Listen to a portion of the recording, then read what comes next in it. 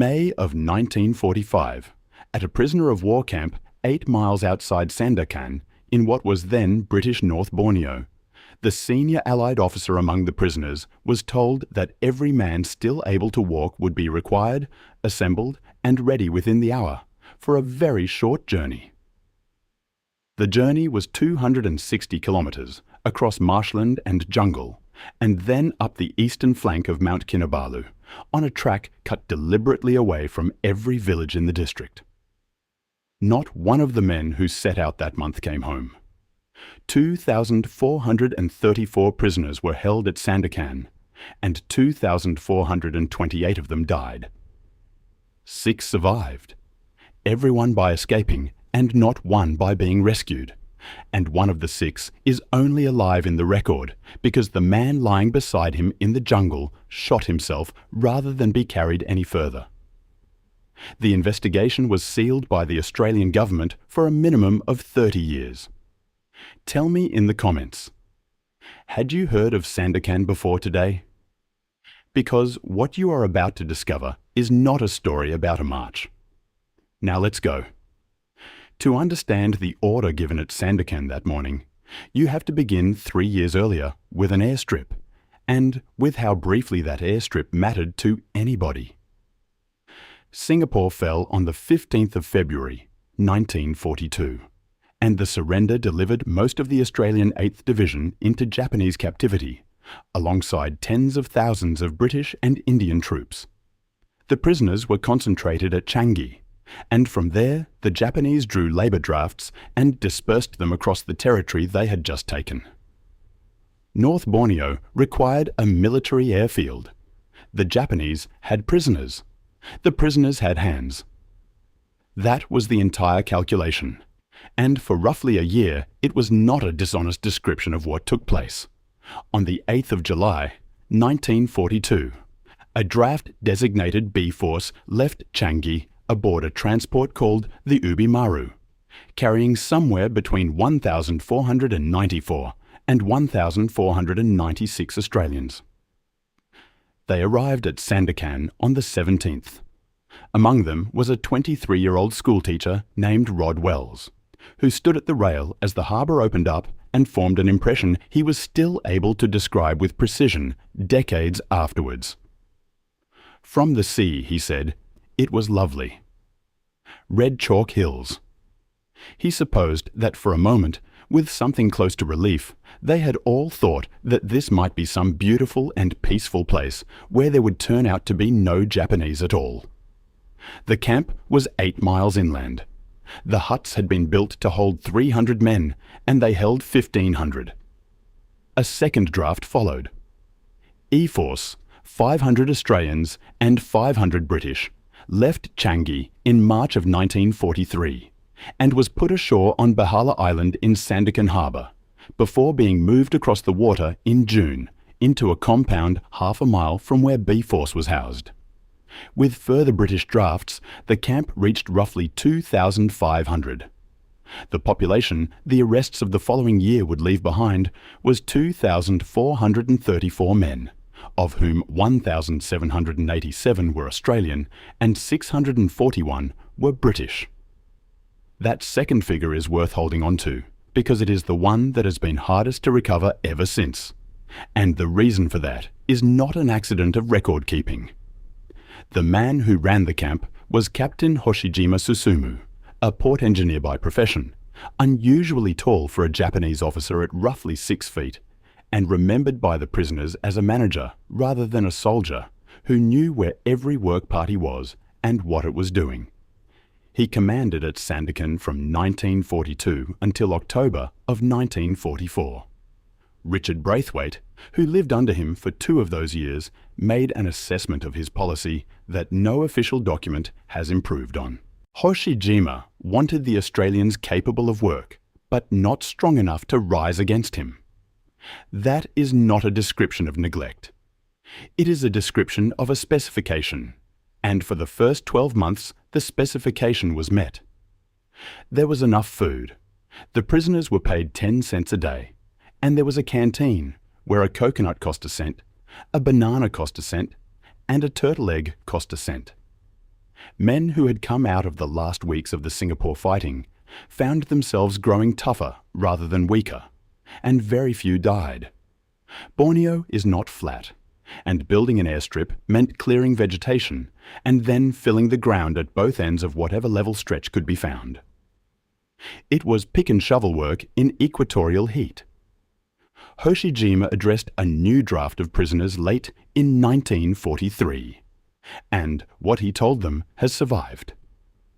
They would work until their bones rotted under the tropical sun of Borneo. They would work for the emperor. If any of them escaped, he would select 3 or 4 at random and shoot them. And the war, he said, would last 100 years. The camp also had a cage. It was wooden, and it measured 130 centimetres by 170, which is not high enough for a grown man to sit upright in comfort. No talking was permitted inside it, and at night there was no bedding and no mosquito net. Stealing rations was enough to earn a month in it. Private Keith Botterill spent 40 days. For the first 3 days, he was given no water, and on the 3rd night, the guards forced him to drink until he was sick. For the first 7 days, he was given no food. Every evening, there was a beating, which the guards called physical exercise. Because the cage prisoners were let out at 5 for a toilet break, the cooks had worked out that if they filled a trough with swill at the right moment, they could stand and watch starving men fight each other for it. The specification held for as long as the prisoners had a use. What happened once that use ran out has never been satisfactorily accounted for by any argument about wartime conditions or shortages of supply.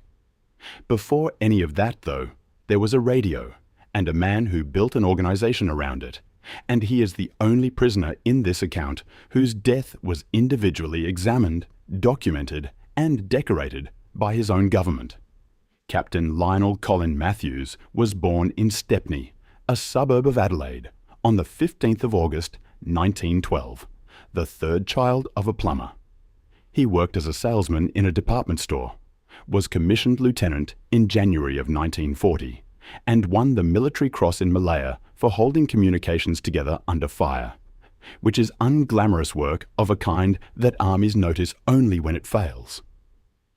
He came to Sandakan with B Force and was appointed the camp's intelligence officer, and within weeks had begun assembling something that had no business existing inside a Japanese prison camp. The network reached further than anyone in the compound could have known.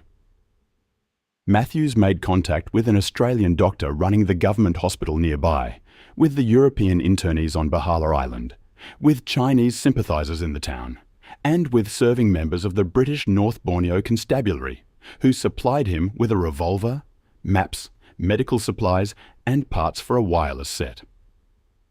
A local family, the Funk brothers, became the eyes and ears of what came to be called the Sandakan Underground, and through them, Matthews reached guerrillas in the southern Philippines, who delivered 2 machine guns, 27 rifles, and 2,500 rounds of ammunition to men who were officially unarmed prisoners of war.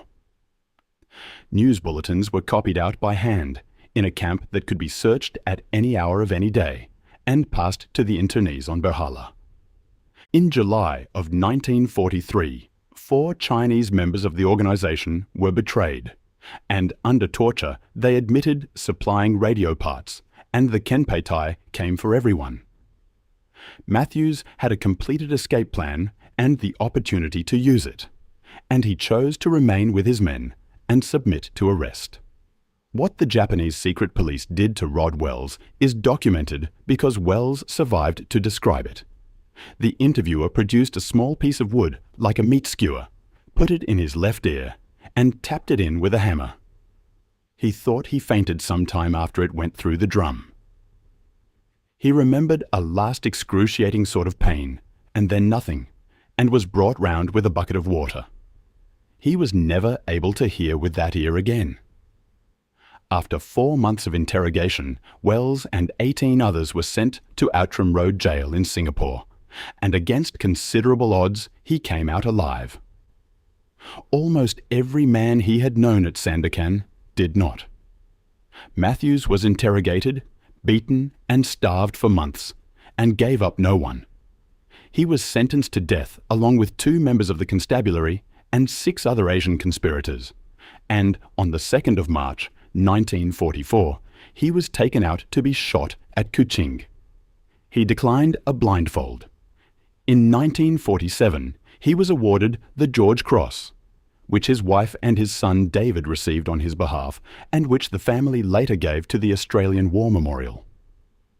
The most striking thing anybody said about Lionel Matthews was not said by an Australian.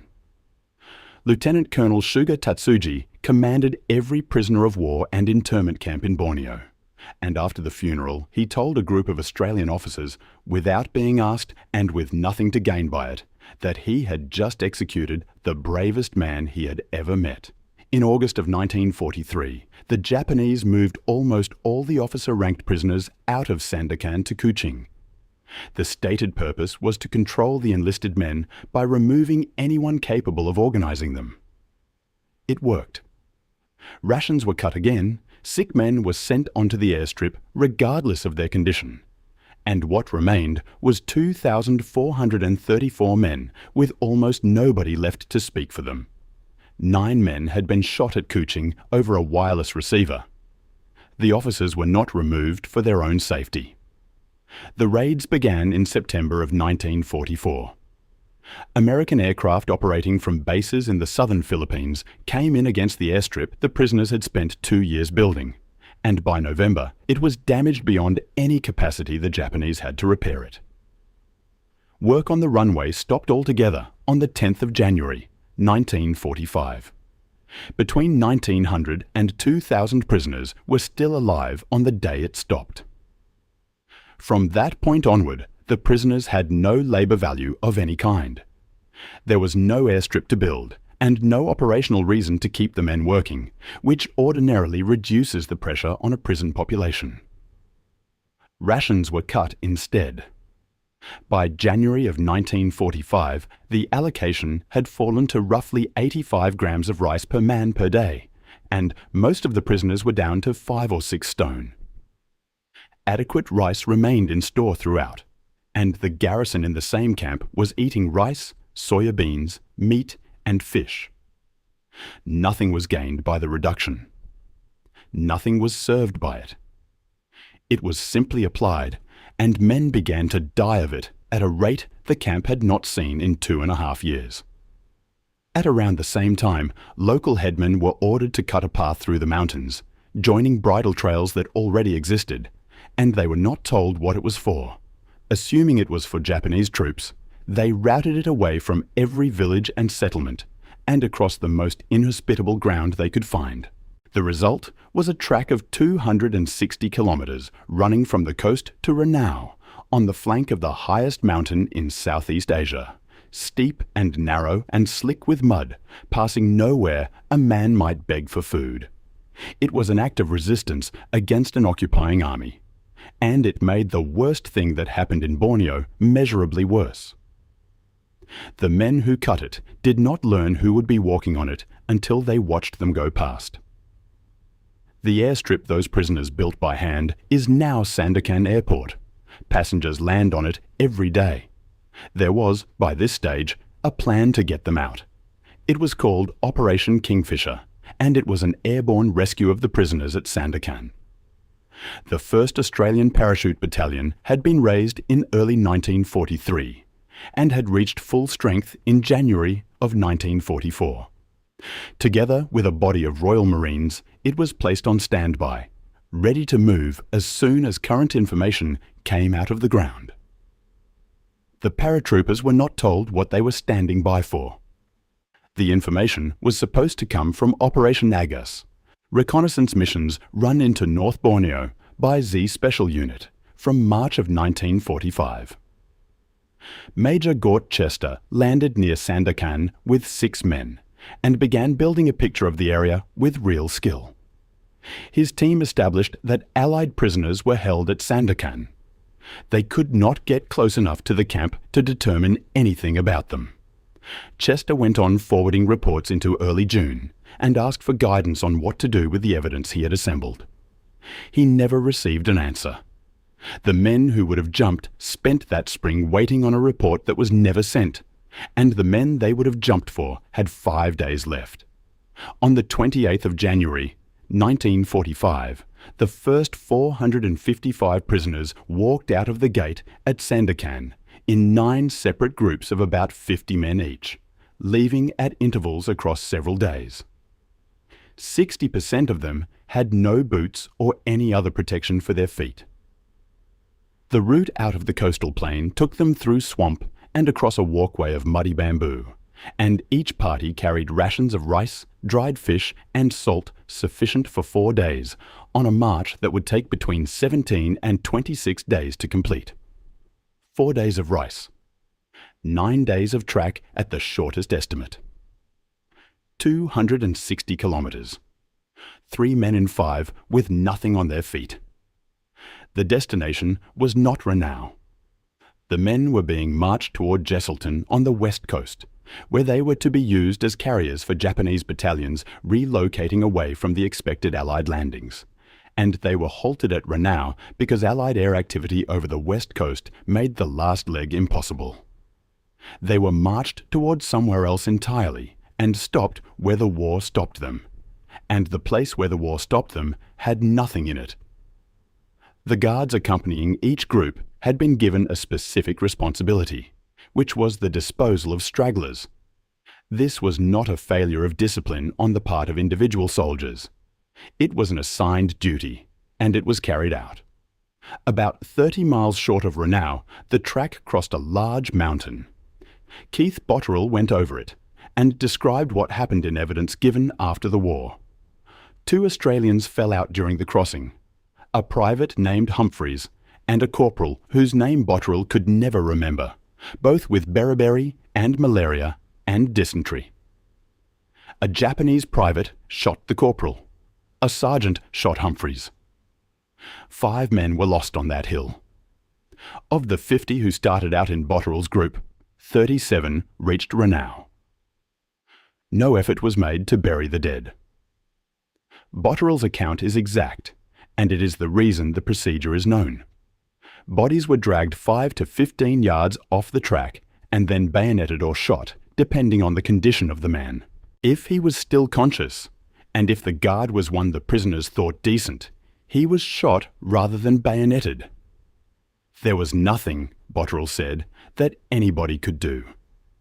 Nelson Short remembered the etiquette that developed around it.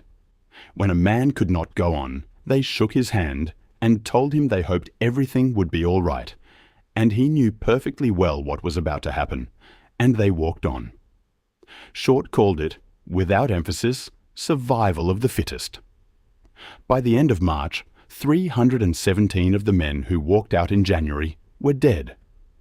Bill Moxham put the whole arrangement into 8 words that no historian has bettered. Once you stopped for good. Nothing had been prepared for them at Ranau.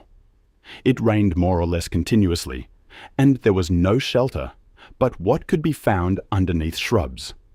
There were no medical supplies. There was no drinking water except what could be carried by hand from a creek half a mile away.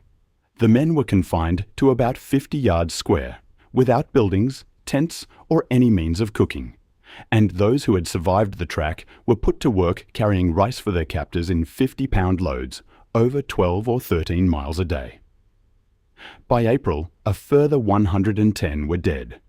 Prisoners at Ranau were dying at an estimated rate of 7 a day. Gunner Albert Cleary was a young man from Geelong.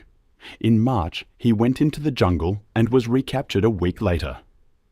What was done to him afterwards was not punishment in the ordinary military sense, but a demonstration staged for an audience. He was beaten and then tied to a log, and for 11 days the guards beat him, spat on him, and urinated on him while he lay there in the open, while an officer explained to the prisoners made to watch that anyone who escaped would receive the same. When Cleary was close enough to death that the demonstration had served its purpose, the guards let the others untie him. They carried him to a creek and washed him and put him in a hut, and he died there. There is a memorial today on the spot. Private Richard Murray of the 2nd 19th Battalion had been stealing rice with Keith Botterill, building a store against the day they might get away. On the 20th of May, the theft was discovered.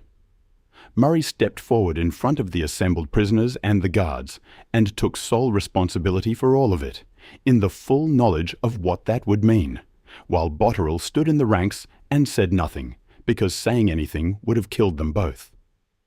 Murray was bayoneted. His body was thrown into a bomb crater at Ranau, and he lies today in the war cemetery on Labuan. Botterill walked out of Borneo alive and gave evidence in a courtroom about everything he had seen, which is the only reason any of this can be written down at all. And it was during these same weeks, while men at Ranau were dying at 7 a day, and a soldier from Geelong was tied to a log in front of witnesses, that the rescue was abandoned.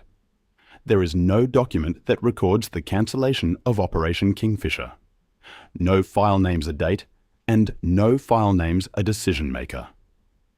What exists is the reassignment of the Agus 1 team to a mission on the west coast, logged as being on account of information received about the prisoners, and that reassignment places the abandonment somewhere between the 16th and the 19th of April, 1945. Nothing else marks it. Chester carried on compiling reports for another 6 weeks, and carried on asking what he should do with them. The paratroopers carried on waiting to be told where to jump.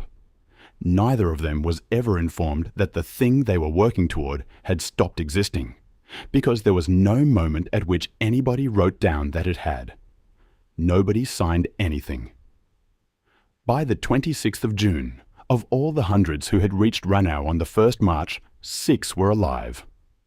On the 1st of May, 1945, the 26th Australian Brigade Group landed on Sandakan Island, off the coast of Borneo, and by the 28th of May had broken Japanese resistance there. This changes the shape of everything that followed, because from the end of May, the Japanese command in Borneo knew with certainty that Australian forces were ashore, that they were within reach, and that any prisoner handed over would be fed and treated and would live. What the Japanese War Ministry sent to all Imperial Army commands instead was a signal, and its wording survives. Prisoners of war were to be prevented by all means available from falling into enemy hands. They were to be relocated away from the front, or collected at suitable points and times. They were to be kept alive to the last wherever labour was needed, and in desperate circumstances where there was no time to move them, they might as a last resort be set free, after which emergency measures were to be carried out against those with an antagonistic attitude. The signal does not define emergency measures anywhere in its text. It did not need to. Every officer who read it had been serving in the Pacific for 3 years and understood the vocabulary perfectly, and every prisoner who later learned of its existence understood it just as well. Of the roughly 700 prisoners still at Sandakan in the middle of May, about 400 were in hospital. Captain C.R. Cook, the senior officer among them, was informed that all prisoners able to walk would be required, ready within 1 hour to make a very short journey. Cook had no way of measuring that against anything, because no man who left Sandakan in January had come back or sent word, and the only thing anybody in the compound knew about the track to Ranau was that it swallowed people. On the 27th of May, following an Allied bombardment, the camp was evacuated and burned, and almost every record of the site went with it, which is one reason the arithmetic of Sandakan has never entirely resolved, and never will. Earlier that month, the British prisoners had been moved in with the Australians, and the two groups discovered they were sharing precisely the same conditions of emaciation and sickness. The second march left on the 29th of May, 1945, one day after the Australians completed the capture of Sandakan, in 10 parties of 50 and one of 66, Australians and British together, escorted by a company of Japanese infantry. Each party was issued 2 bags of rice, which worked out on paper at 100 grams per man per meal and considerably less in practice, because the guards helped themselves along the road. Lynette Silver has described the column as it formed up, and it is the only point in this account at which the record stops to look at the men rather than count them. They were clad in ragged loincloths, their hair and beards matted and full of lice. A number had tropical ulcers open far enough that the shin bone was visible inside, and others were so swollen with beriberi that they moved on legs the shape of sausages. 3 years in captivity had left over 500 fit and strapping Australian and British servicemen barely recognisable as human beings, and the officers looking at them that morning had ordered them to walk to Ranau. Men were falling out before the first rest halt. Those who lagged were encouraged forward with rifle butts and sticks, and those who could not be encouraged further were left at the back of the column, and shortly afterwards the men in front would hear shots behind them. After each overnight halt, anyone unable to stand was shot where he lay. 113 were dead within 8 days. The rest ate snails and tree ferns and walked for 26 days, and 183 reached Ranau on the 24th of June, where they found 6 men still alive from January. The name history gave this atrocity describes the smaller half of it. Roughly 1,000 men died on the roads between Sandakan and Ranau, and roughly 1,400 died in the camp itself, from starvation and disease and shooting, in a compound burned to the ground around them. More men were killed by being left behind than by being marched away, and the men left behind have no track, no signposts, and no annual trek in their memory, because there is nowhere to walk to. 75 prisoners at Sandakan were still judged capable of walking. On the 9th of June, they were sent out toward Ranau, and none of them reached it. No man from that party is known to have covered more than about 50 kilometres.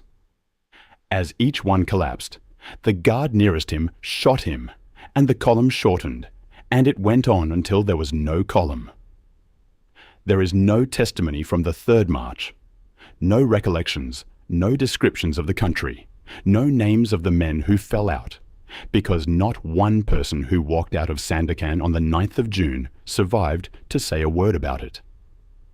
The silence is the only evidence there is. And then 6 men did the only thing left that could still change what would be known. 2 of them had already gone. On the 7th of June, 2 days before the last 75 walked out of the gate, Allied aircraft came over the second march, and the Japanese guards took cover. And in the moments when nobody was watching, Gunner Owen Campbell and 4 others slid down an embankment 61 metres deep and vanished into the jungle. They had 12 tins of rice, 6 tins of salmon, and some dried fish, all of it stolen from the Japanese, and they set off toward the coast. Campbell could not keep up for long. When he became unable to walk, 3 of the party pushed on ahead, and Campbell stayed behind with Private Edward Skinner, who was sick and could not travel either. In the morning, Campbell went out to look for food, and when he came back, Skinner was dead. He had taken his own life during the night so that Campbell would not be held back by him any longer. Campbell caught the others. Further down the river, the 4 of them hailed what they took to be a local man in a canoe, and the canoe was being handled by a Japanese soldier who shot 2 of them dead in the water. Private Keith Costin, the last of them, died of disease days later. Campbell went on alone, followed a wild boar downhill on the assumption it was heading for water, which it was, and at the river was found by villagers who passed him to an Australian reconnaissance party downstream. Bombardier Richard Braithwaite got away from the same march. He had worked out what was waiting at Ranau and concluded the arithmetic did not support arriving there, and when the guards looked the other way, he dropped behind a fallen log and lay in it until dark. He reached the Lubbock River and was taken in by local people, who hid him under banana leaves in a boat and paddled him upstream for 20 hours to Allied forces on Labuan Island. An Australian colonel there told him, meaning it kindly, that there were plans in place to rescue the men still being held. Braithwaite rolled onto his side in the bunk, faced the wall and cried like a baby, and told him they would be too late. On the 7th of July, Botterill, Nelson Short and Bill Moxham got out of Ranau. A local man named Barriga hid them in his village, and they spent weeks there in complete dependence, too ill to move, and entirely aware that the reward for handing over 3 Australians would have changed his family's circumstances permanently.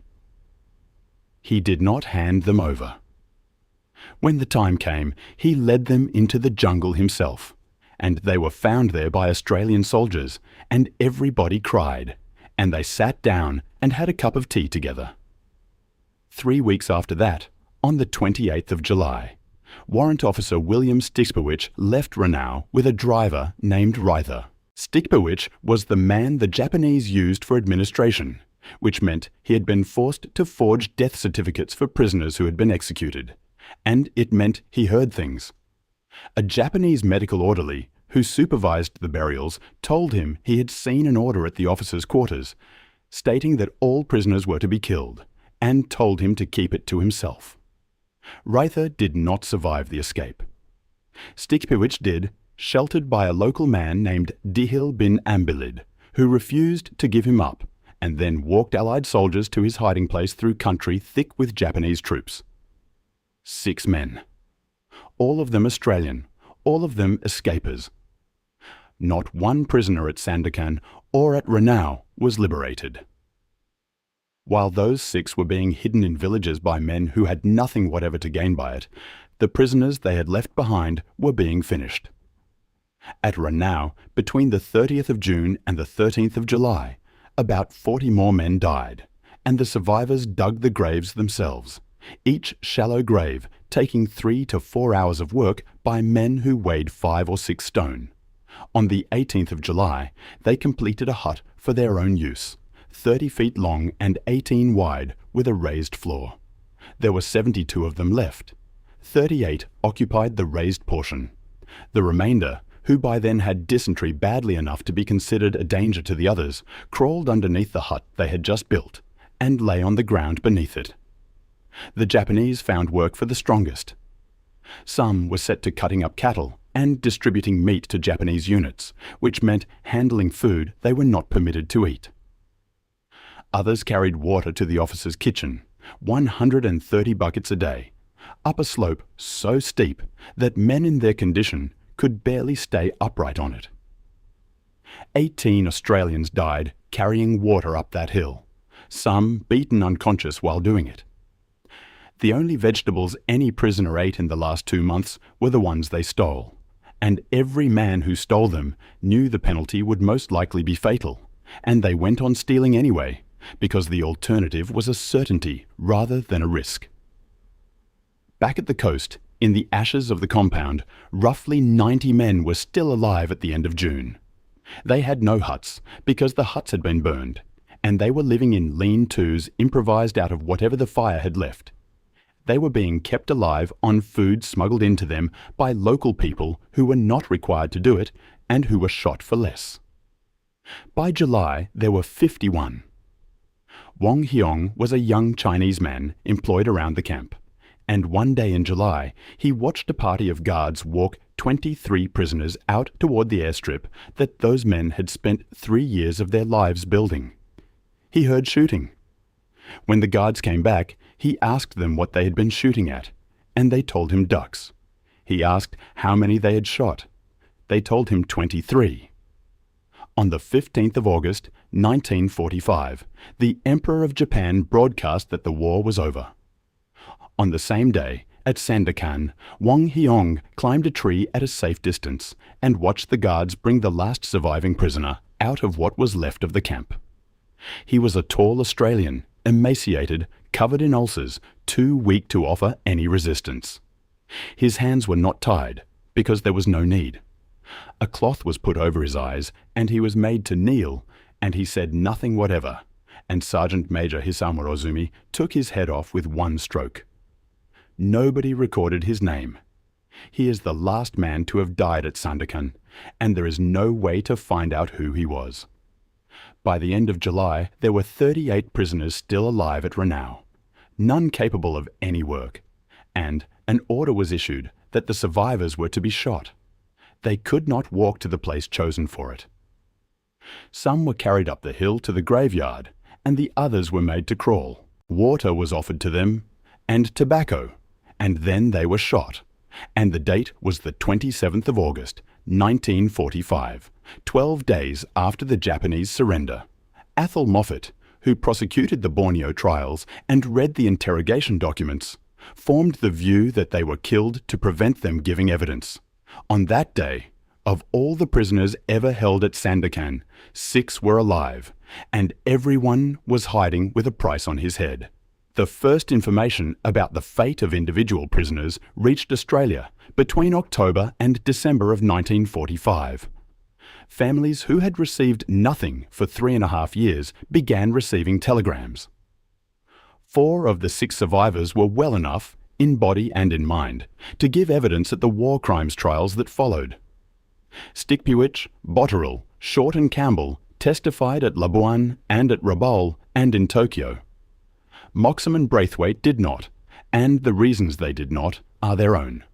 Captain Hoshijima Susumu was tried at Labuan in January of 1946 on charges of inhuman confinement, torture, the denial of adequate food and medical care, and the imposition of forced labour that caused deaths. He was convicted and sentenced to hang, and he was hanged on the 6th of April, 1946. He had told a column of prisoners that the war would last 100 years. He was dead 30 months after saying it. Captain Takakua Takuo, who had taken command of the camp on the 17th of May and ordered the second march 12 days later, was tried jointly with the camp adjutant, Captain Watanabe Genzo. The charges covered the murder and massacre of prisoners of war, including the killings at Ranau in August. Both men were convicted. Takakua went to the gallows on the same April morning as Hoshijima, and Watanabe had been shot 3 weeks earlier, on the 16th of March. Lieutenant General Baba Masao had commanded the 37th Army in Borneo from December of 1944, and had been in the territory less than a year when the war ended. He signed the surrender for Borneo at Labuan, and was arrested in January of 1947 and taken to Rabaul. The charge was that, while Commander of Armed Forces of Japan, he had unlawfully disregarded and failed to discharge his duty as a commander to control the conduct of the members of his command, whereby they committed brutal atrocities and other high crimes. The order for the first march had been issued before he took over the army. He admitted he had been fully aware of the prisoner's condition, and the evidence established that he gave direct orders for the second.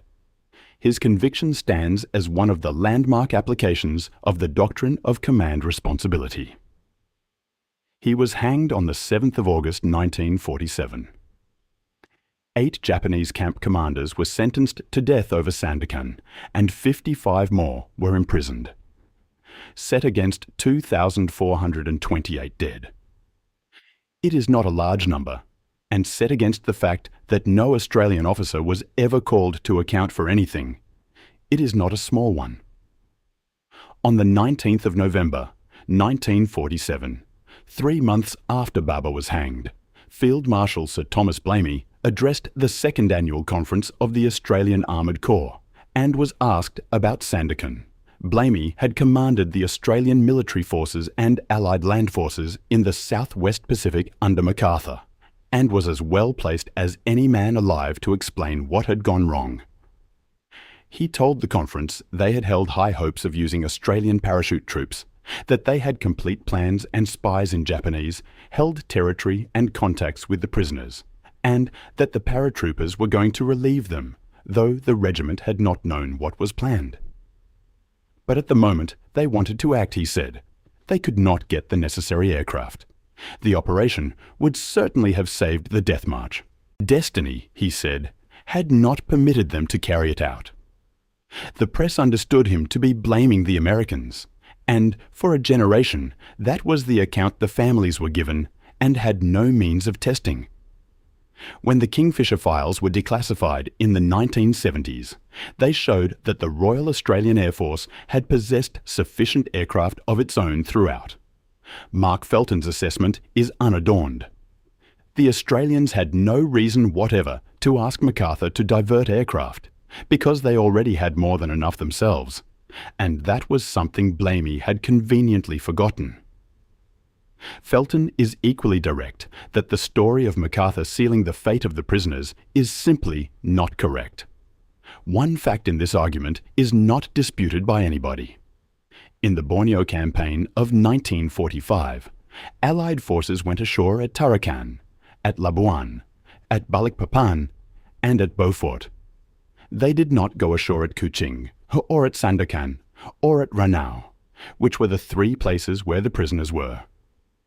The investigations into Sandakan concluded in 1947.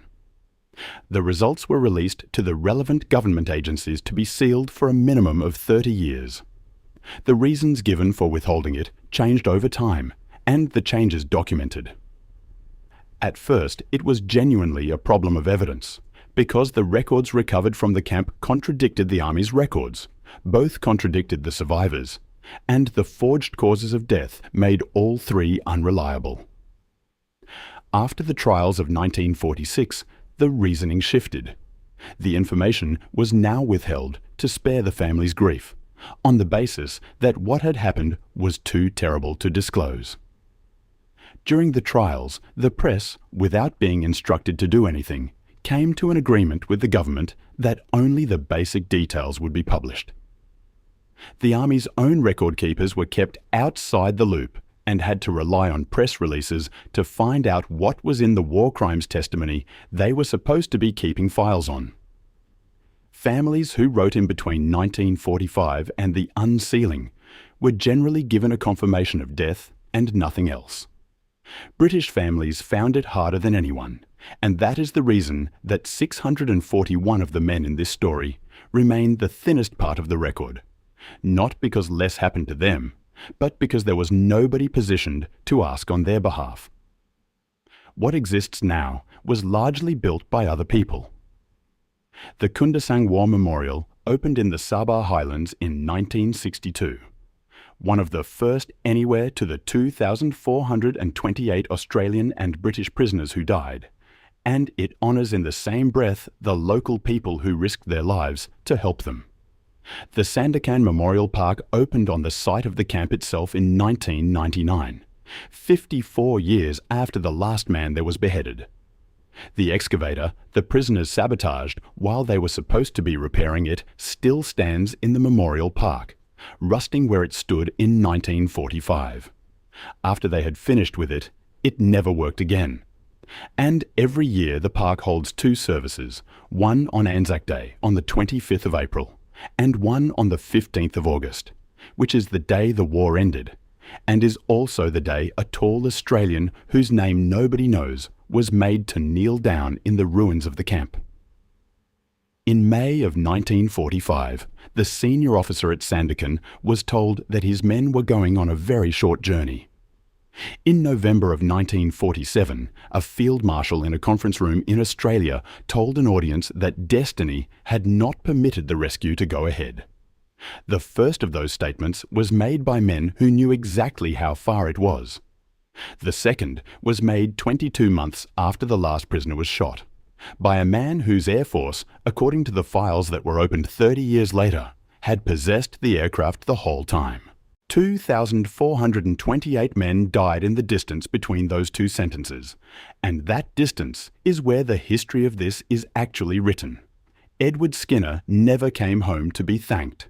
Lionel Matthews never came home to David. Albert Cleary never came home to Geelong.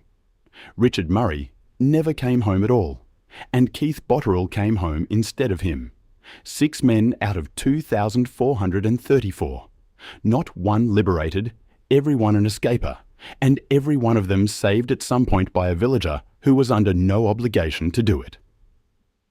The last man at Sandakan died on the day the emperor announced the surrender, and the last man at Ranau died 12 days after it. The account was sealed for 30 years by the government of the country the dead had served, and the 641 British among them are still the part nobody can put names to. If you believe those men deserve to be remembered, leave a comment below.